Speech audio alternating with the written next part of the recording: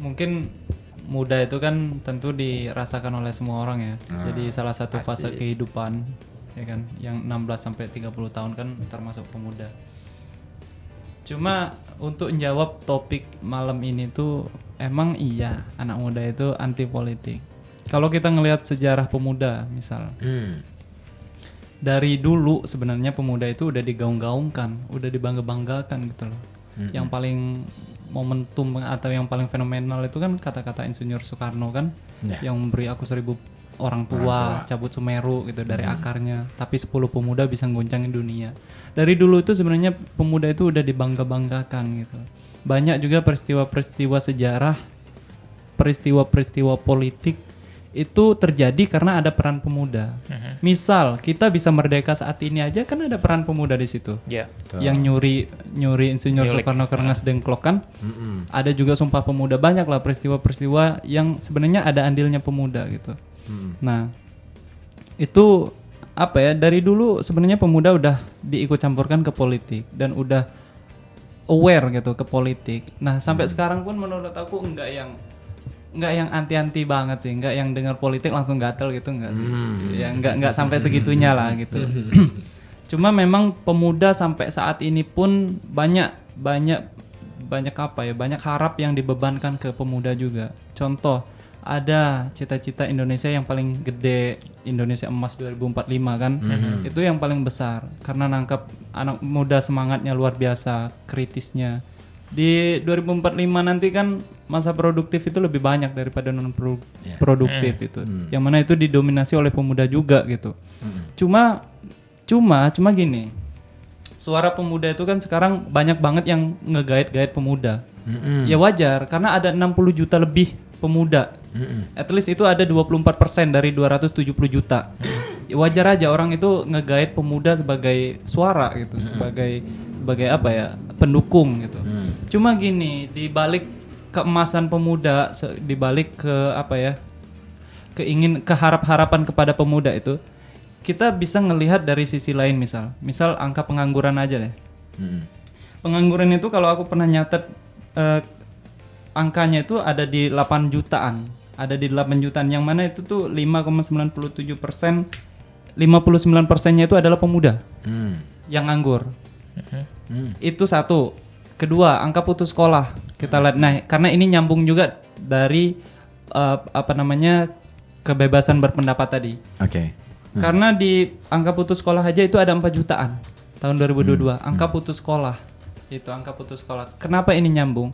Di Jenggot itu pernah dikeluhkan sama lurahnya itu bahwa di Jenggot saya itu kekurangan motivasi sekolah. Banyak yang nggak sekolah dan banyak yang putus sekolah. Bulan kemarin aku itu sempat ikut kegiatan pendataan di warga-warga. Setiap aku ke warga hampir jarang aku nemukan orang yang sekolahnya sampai SMA. Jarang, bukan berarti nggak ada. Apalagi kuliah gitu. Gini, kalau ngomongin kebebasan pendapat itu gimana orang itu bisa bebas pendapat atau tadi kata Kang Ribut itu ada kemiskinan mental. Menurut aku lebih kompleks dari itu sih. Kita lihat aja anak SD.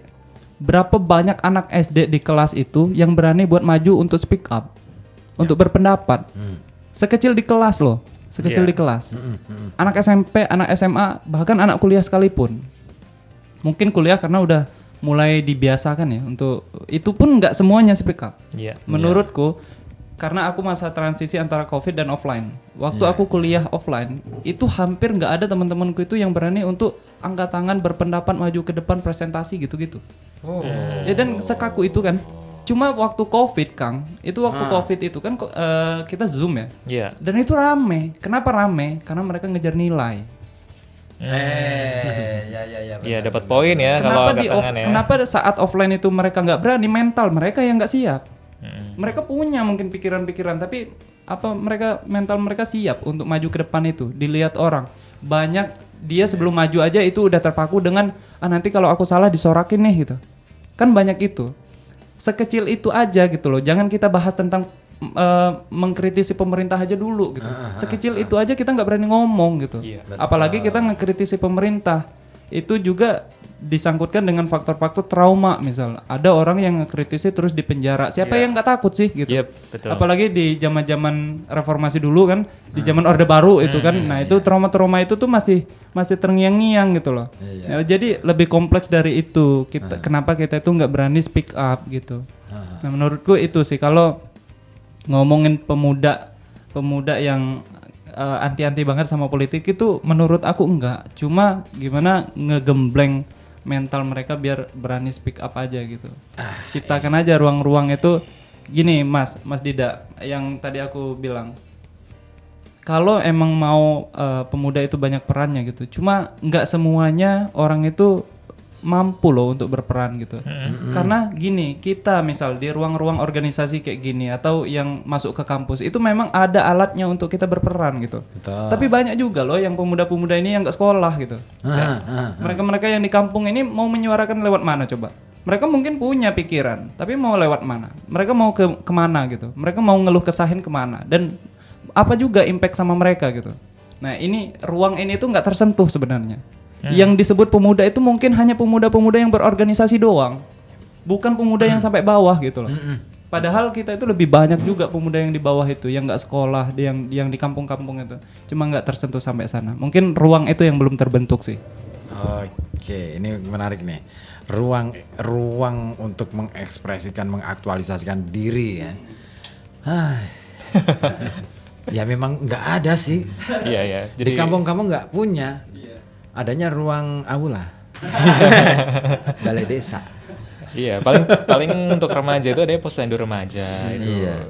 Iya, makanya saya jadi teringat sama W.S. Rendra. Saya harus mengatakan itu karena saya respect banget sama beliau. Kenapa? Beliau ciptakan ruang ekspresi itu.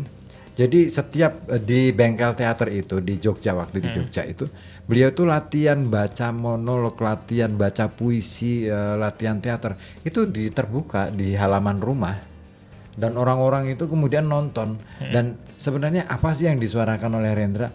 Kan kritik semua kan? Iya.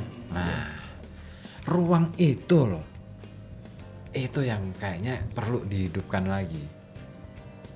Itu jadi salah satu motivasi aku masuk LKKP juga sih Kak. Karena di LKKP itu punya satu visi kita. Maksudnya mereka juga pengen ngebentuk ruang-ruang akademis di Kota Pekalongan. Nah, aku juga visinya ke sana. Pengen gitu loh di sudut-sudut Kota Pekalongan tuh orang-orang aware untuk diskusi gitu. Ya diskusi, ngediskusiin buku misal, apalagi ngediskusiin kebijakan gitu-gitu tuh. Karena dengan hal-hal sederhana kayak gitu itu minimal mengasah kekritisan mereka. Orang-orang yang terbiasa untuk berpikir kritis kan ketika dihadapkan sama isu, sama berita gitu, setidaknya lebih bisa memilih, menimbang gitu, yang mana yang benar, yang mana yang enggak gitu. Mereka bisa mengkritisi.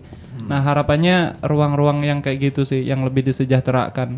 Mungkin nggak hanya di Kota Pekalongan. Aku tuh pengen juga yang kayak Jogja gitu loh, banyak seniman-seniman, banyak ruang-ruang diskusi gitu. Apalagi daerah Timur Tengah, tempatnya Gus Dur dulu merantau. Di situ kan setiap ada angkringan, di situ ada pemuda yang ngobrol, diskusi gitu. Nah, pengen aja gitu, visinya itu ke sana, nggak hanya di Kota Pekalongan sih. Sebenarnya mungkin semua kota itu penting punya ruang-ruang yang kayak gitu.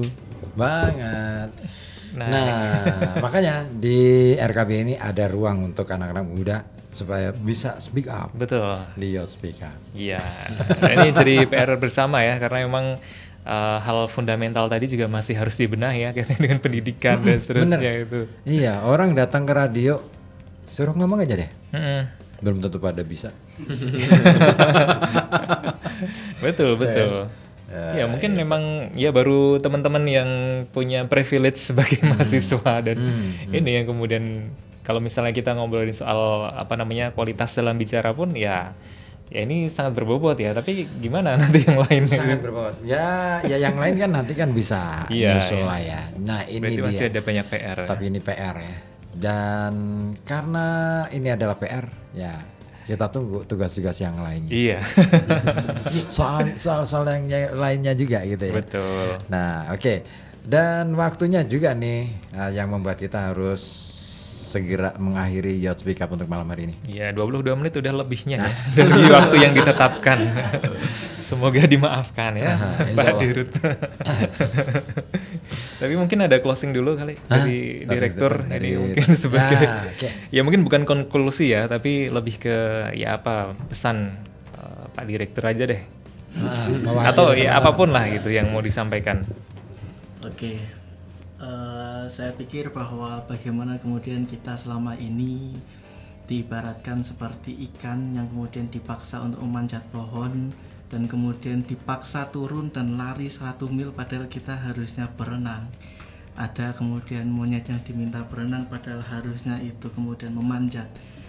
Dan kemudian itu yang tidak harus kemudian menjadi tugas orang lain. Tugas kita untuk kemudian menyadari diri kita sendiri, potensi dan bakat kita sendiri untuk kemudian dapat berkontribusi bagi lokal kita di Pekalongan ataupun nasional kita di Indonesia.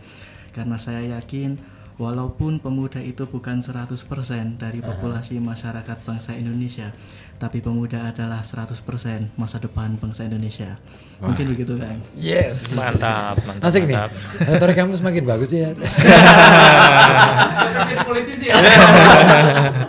Kayaknya kamu udah baca buku ini ya, retoriknya si ini. Aristoteles apa Plato? Aristoteles. Iya sih, kelihatan. Cara pandangnya Aristotelian banget ya. Nggak Plato, kalau Plato kaku. Tapi keren ya anak-anak muda kita ternyata di Pekalongan itu luar biasa loh. Tadi bahkan bisa membedah gitu ya berbagai persoalan anak muda dan juga sudah punya gitu gambaran sebenarnya solusinya kayak ini. Cuman emang ini masih jadi PR panjang kita ya. Untuk ya anak muda bisa punya banyak peran lah, terutama di dunia politik ini. Mungkin kita cukupkan dulu obrolan kita. Oke. Mungkin ke depan kalau seneng banget sih kalau ada ruang-ruang seperti ini yang ngobrolin politik, apalagi dengan Syukur-syukur kita bisa di depan sana ya. iya Seru tuh ngajakin Gen Z nonton. kolaborasi sama LKPP kita bikin Boleh, LKPP, podcast boleh. khusus gitu ya, yang bisa lebih bebas ngomongnya, nyebut nama juga boleh. Panggung suara. Kalau itu Kalau agak susah. kalau itu ya off air kan. Bahaya nanti jadi bumerang. Iya, kalau itu di channel aku wah aman. Aduh, ya ampun. Oke, Ya, ke depan oke. lah ya kita bikin kolaborasi, insya Allah. Kita cukupkan dulu untuk Youth Speak Up di pekan ini. Ketemu lagi di minggu depan ya, tentunya Oke. dengan narasumber-narasumber lain, anak-anak muda yang juga keren-keren dari Kota Pekalongan dan sekitarnya tentunya. Saya cukupkan, nanti ribut masih sampai jam 12 malam. Ya, tugasku masih panjang. Terima kasih ya teman-teman dari LKKP. Ketemu lagi nanti di kolaborasi yang lebih asik lagi. Terima kasih. Assalamualaikum warahmatullahi wabarakatuh. Waalaikumsalam warahmatullahi wabarakatuh.